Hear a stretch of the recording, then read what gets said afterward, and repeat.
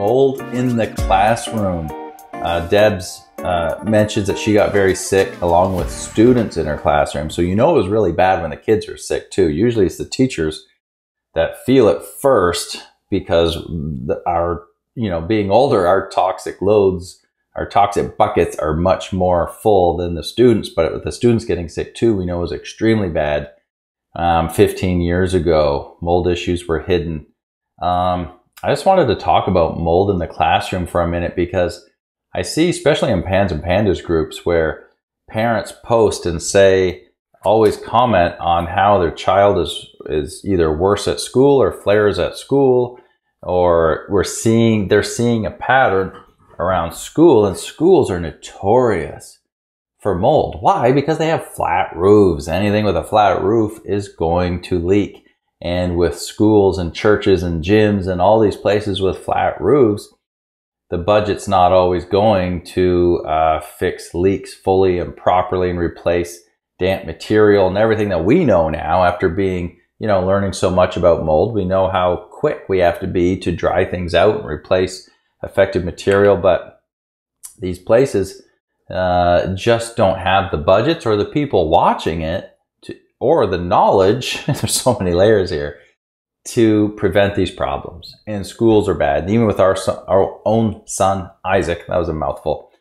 Even with our own son, Isaac, when he was having a bad day, bad morning, he'd miss the bus, but then we'd try to get him to the point where he was okay and he'd decide he could go. We'd take him to school, drop him off, and 30, 40 minutes later, we get a call from the office saying he was in the office and would like picked up because he was feeling awful. And even years later, our son went back to that school for a play with our family, and he reacted even in the gymnasium because the school has its own mold problem hidden in the walls, no doubt, in the ceilings, wherever, but the school itself is many decades old and flat roof.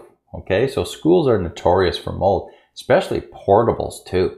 If you're one of the unlucky students or teachers that have to go outside into a portable for overflow, those are notorious for mold. And I went to a dentist, maybe 10 years ago, and figured out with the dental assistant that we were kind of from the same area, and it turned out her mom taught in one of the portables that I went to as a student. I had 1 year in a portable. Her mom was teaching in one of those portables at the same school I went to. And they found out many years later that it was full of mold. And her mom had gotten cancer and died from that. And it's just gut-wrenching now when I look back, to understand that mold likely contributed highly to that diagnosis, to that problem in her body, right? So schools are awful. I have clients who are teachers or professors. Another one just let me know this week that her university found out that it's got a big mold problem, and she wanted my input on what that means for her. And with her condition, I said, if I were you, I would not be going back, because a giant problem like they found in that school and the way they were dealing with it sounded like it was just being propagated, like it was not under proper containment. And it was going to create a big problem. And especially for someone who's already been mold sick and is well into recovery, you don't want to throw gasoline on that fire, right? So it's schools are awful. Universities are awful. Daycares are awful. It's just so hard, especially when we have kids in here, because you're trying to send your child to school to not miss out on their education and to have the sociability of school. And I know I'm way over my 3 minutes here, but it becomes a place that's harming them and setting them backwards. Now, some parents will buy a good air filter unit and put it in that class and just go to the teacher and say, hey, our son Jimmy is sensitive to mold.